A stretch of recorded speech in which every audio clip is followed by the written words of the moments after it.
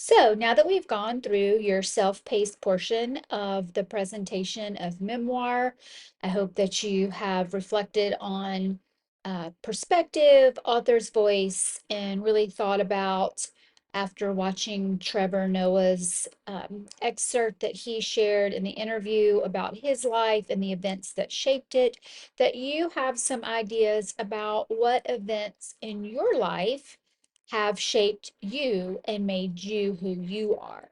So now you're going to show me that you have understood this assignment, that you understand the importance of perspective, word choice, and have brainstormed your key events. So you should have logged into Teams where you were for the presentation that you watched.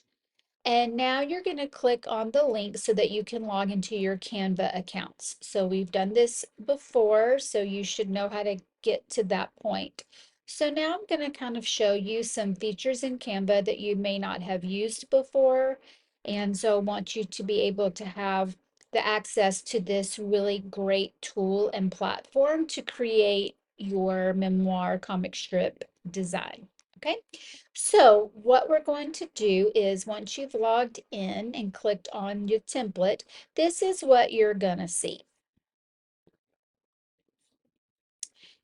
So you have several different boxes. The minimum is 6, but let's say you wanted to add another box, you would just simply add the plus or click on the plus sign, okay? And then it would add in a box, and then you would shift and move them around as needed. Okay, and you can resize them by clicking on the 4 corners as needed. Okay, so let's say you're like, oh no, I totally messed up. I hate that. You click on this undo button, and this is similar in Word, PowerPoint, other platforms that you've used and should be familiar. And you just keep clicking that undo button until it takes you back to where you want to be. Now, your memoir needs a title, so you would put in memoir and put your name. And then let's click to a box. So let's say you want to add a picture. So instead of the word image or pictures, Canva uses the word elements. And so you can kind of look at these little shapes here, and that will remind you that you're looking for images, even though it says the word elements. I feel like sometimes that can be confusing. So don't let the word element throw you off. All right, so then once you click on that, you can search anything. So let's say breaking your arm in the 2nd grade, like I did, really shaped your being and who you were in the 2nd grade. So let's see. So you could do any of these and you can keep searching.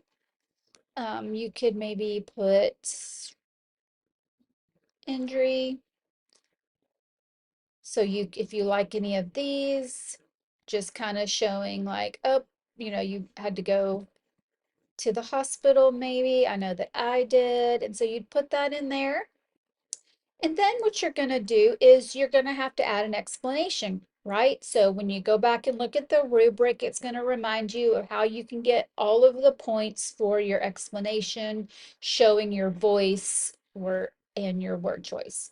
So you can click if you want just a little bit, want it a little bit bolder, or if you really want it large. I would recommend using the smaller.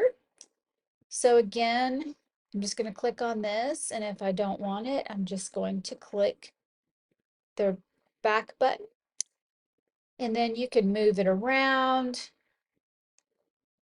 and then you just start typing. So you could put, 2nd grade,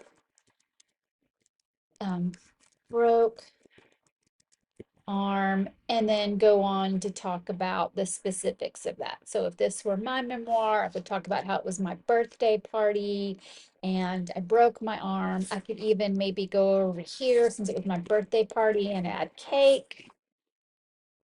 Under elements, type in cake.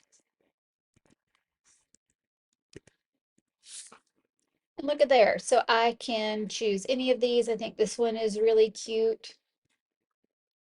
And then, you can just size it and boom. So that gives me the two visuals right there and then gives me room to type that explanation. And you repeat this for all of your boxes. If you want to change the text in that, you just simply keep that and then type over it. Similar to Word and other platforms that you've been in, if you want to change the font, that gives you font suggestions. And then, of course, if you want to resize, you just click the plus button. And then if you want to make it smaller, you click that minus button, taking it away. All right, so again, this is for pictures. This is for adding words. And those should be the two key places that you should be to create your memoir. You can also align things. I like how it shows you once you're here. And then look, if you want to raise this one, it'll show you in that red box that, aha, now they're even. If you don't want to make them even and you want to, turn them kind of catty cornered, you may do whatever you feel really accentuates your style and who you are. So do not be afraid to be creative. And remember, when you don't like something, you don't have to start over. You just click that undo button and go back to where it was and in the beginning, and it'll reset it for you. All right, then finally, you're going to make sure that you go up here and save. And as always, you're going to put your class period, so your third period, and then put your first and then last name. If you have any questions, you know that you can reach out to me, email me, and I will be glad to help you. I'm so excited to read and see all of your stories.